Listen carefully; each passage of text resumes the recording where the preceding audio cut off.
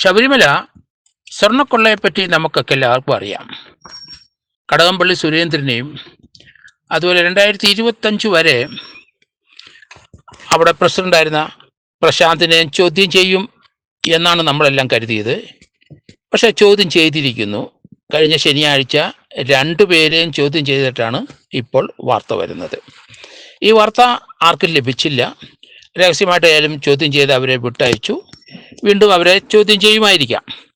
ഇന്ന് അവിടെ നിന്ന് പഞ്ചലോഹ വിഗ്രഹം 3 കടത്തിയെന്ന് പറയുന്ന ഡി മണിയെ ഇന്ന് SIT ചോദ്യം ചെയ്യുകയാണ്.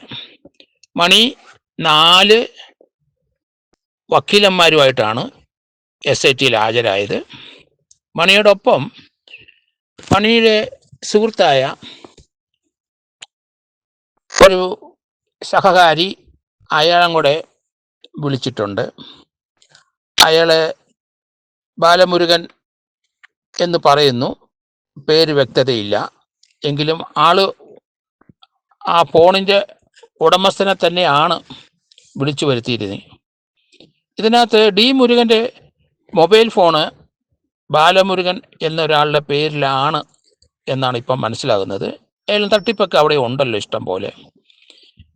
രമേശ് ചെന്നിത്തല സുഹൃത്തായ വ്യവസായി, അദ്ദേഹത്തിന് ഡി മണിയെ അറിയാം. അദ്ദേഹം ഉദ്ദേശിച്ച ആളും കണ്ടയാളും ഈ ഡി മണി തന്നെയാണ് എന്ന് തിരിച്ചറിഞ്ഞു. രണ്ടാമത്, അയാൾ ഈ വ്യവസായി ഡി മണിയുടെ ഓഫീസിൽ ചെന്നപ്പം ഒരു ചാക്കുകെട്ടിനകത്ത് പഞ്ചലോഹ വിഗ്രഹം ഉണ്ട് എന്ന് ചൂണ്ടിക്കാണിച്ചു എന്ന് പറയുന്നുണ്ട്. അപ്പം പഞ്ചലോഹ വിഗ്രഹം ഡി മണിയുടെ അടുത്ത് എത്തിയിരിക്കുന്നു. ശബരിമലയിലെ ആണോ എവിടുത്തെയാണോ എന്നൊക്കെ നമ്മൾ ഇനി തിട്ടപ്പെടുത്തേണ്ടിയിരിക്കുന്നു. ഏതായാലും സ്വർണ്ണക്കൊള്ളയുടെ രംഗം നമ്മൾ ഉദ്ദേശിക്കുന്നതിലും ഭയാനകവും ആണ് എന്നാണ് ഇപ്പം മനസ്സിലാകുന്നത്. കൃത്യമായ ഒരു വിവരം തന്നെയാണ് രമേശ് ചെന്നിത്തല കൊടുത്തത് എന്ന് കരുതുന്നു. അതിൻ്റെ മറ്റു വിവരങ്ങളൊക്കെ ഇപ്പോൾ ഡി മണിയെ ചോദ്യം ചെയ്ത് കഴിയുമ്പോൾ മാത്രമേ ലഭിക്കുകയുള്ളൂ എന്ന് കരുതുന്നു. എന്തായാലും അയാളെ ഇന്ന് ചോദ്യം ചെയ്ത് വിട്ടയക്കാനാണ് സാധ്യത. വീണ്ടും ചോദ്യം ചെയ്യും എന്ന് കരുതുന്നു. ഈ കേസിൻ്റെ അറസ്റ്റിൻ്റെ പരിസമാപ്തിയിലേക്ക് എത്തേണ്ടിയിരിക്കുന്നു. അതിനകത്ത് ഇന്നലെ വിജയകുമാർ നേരത്തെ ദേവസ്വം ബോർഡ് മെമ്പറിനെ അറസ്റ്റ് ചെയ്തു, റിമാൻഡിൽ പോയി. അതോടൊപ്പം ശങ്കർദാസ് എന്ന സംസ്ഥാനത്തെ ഒരു DIGയുടെ പിതാവിനെയും അറസ്റ്റ് ചെയ്തിട്ടാണ് വരുന്ന വാർത്തകൾ. എന്തായാലും അവർ 2 പേരും ദേവസ്വം ബോർഡ് പത്മകുമാർ പ്രസിഡൻ്റായിരുന്ന സന്ദർഭത്തിൽ ഇവർ 2 പേരും ദേവസ്വം ബോർഡ് മെമ്പർമാരായിരുന്നു. ഗൂഢാലോചനയിൽ അവർക്കും പങ്കുണ്ട് എന്ന് പത്മകുമാർ മൊഴി കൊടുത്തിട്ടുണ്ട്. അതുകൊണ്ട് അവരെ ഒഴിവാക്കാൻ കഴിയില്ല. ഏതായാലും 3-4 പേരുടെ അറസ്റ്റോടുകൂടി അറസ്റ്റ് ഭാഗം തൽക്കാലം തീരുമെന്നാണ് ഞാൻ കരുതുന്നത്. അതോടൊപ്പം റിക്കവറി, യഥാർത്ഥത്തിൽ അവിടുന്ന് കടത്തിയ ധാരപാല ശില്പം, കട്ടലപ്പടി, വാതിൽപ്പടി ഇതൊന്നും കണ്ടെത്താൻ കഴിഞ്ഞിട്ടില്ല. അത് വിദേശത്തേക്ക് പോയി എങ്കിൽ തീർച്ചയായിട്ടും അതിപ്പോൾ ഡി മണിയെ ചോദ്യം ചെയ്യുന്നതോടുകൂടി ആ വിവരങ്ങളൊക്കെ കുറേയൊക്കെ ഇപ്പം നമുക്ക് മനസ്സിലാവും.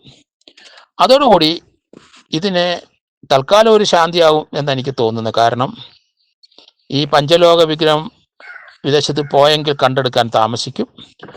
ദാരുശില്പങ്ങളും വാതിൽപ്പടിയും അതുപോലെ കട്ടിലപ്പടിയൊക്കെ വിദേശത്ത് പോയെങ്കിൽ അത് കിട്ടാനും താമസിക്കും.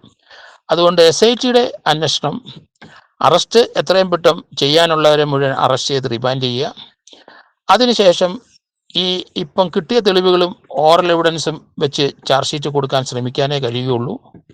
തുണ്ടി സാധനങ്ങൾ വിദേശത്തു നിന്ന് കണ്ടെടുക്കുന്ന ഒരു ഡിലേ ഉണ്ടാവും. ആ ഡിലേക്ക് വേണ്ട, അത് കിട്ടുന്ന മുറയ്ക്ക് കോടതിയിൽ ഹാജരാക്കാനേ കഴിയുള്ളൂ. 90 ദിവസം കഴിഞ്ഞു കഴിഞ്ഞാൽ റിമാൻഡിൽ കിടക്കുന്ന പ്രതികൾക്ക് ജാമ്യത്തിന് അർഹതയുണ്ട്. കൊടുക്കണമെന്ന് നിർബന്ധമൊന്നുമില്ല. കേസിൻ്റെ അന്വേഷണം വീണ്ടും നീണ്ടുപോകുന്നെങ്കിൽ ആ കാലയളവ് കൂടെ അന്വേഷണ ഉദ്യോഗസ്ഥൻ കോടതിയെ ബോധ്യപ്പെടുത്തി അത്രയും ദിവസത്തെ കാലയളവിൽ ഇവരെ റിമാൻഡിൽ തന്നെ പാർപ്പിക്കണം എന്ന് റിക്വസ്റ്റ് ചെയ്യാൻ കോടതിയുടെ അടുത്ത്. അതുകൊണ്ട് ആ മാൻഡേറ്ററി ആയിട്ട് 90 ദിവസം കഴിഞ്ഞാൽ, അല്ലെങ്കിൽ 90 ദിവസത്തിന് മുമ്പ് കുറ്റചാർജ് കൊടുത്തില്ലെങ്കിൽ ജാമ്യത്തിന് അവർ അർഹരാണ് എന്നൊരു സംഭവമുണ്ട്. പക്ഷേ ഈ തീവെട്ടിക്കൊള്ള അല്ലെങ്കിൽ ഈ കൊള്ള അത് ഡിവിഷൻ ബെഞ്ചിൻ്റെ കണ്ടെത്തലാണ്. അത് ഇവിടുത്തെ പോലീസ് ഉദ്യോഗസ്ഥന്മാരോ ശബരിമലയിലെ പോലീസ് ഉദ്യോഗസ്ഥരും കണ്ടെത്തിയതല്ല. ഡിവിഷൻ ബെഞ്ചിനൊരു സംശയം തോന്നിയപ്പം ആണ് ഈ ഇതേപ്പറ്റി അന്വേഷിക്കാൻ ഉത്തരവിട്ടത്. അത് തീർച്ചയായിട്ടും നടന്നു എന്ന് ഹൈക്കോടതിക്ക് തോന്നി. അത് കൃത്യമായിരുന്നു ആ നിഗമനം എന്നും ഇപ്പം അന്വേഷണത്തിൽ നമ്മൾ മനസ്സിലാക്കുന്നുണ്ട്. അതുകൊണ്ട് ഇനി ഡി മണിയെ വീണ്ടും ചോദ്യം ചെയ്യുകയും അയാളുടെ സഹായിയെയും ചോദ്യം ചെയ്ത് വരുമ്പം എത്രത്തോളം അയാൾ ഈ കേസിനകത്ത് ഇൻവോൾവ് ആയിട്ടുണ്ട് എന്ന് മനസ്സിലാവും.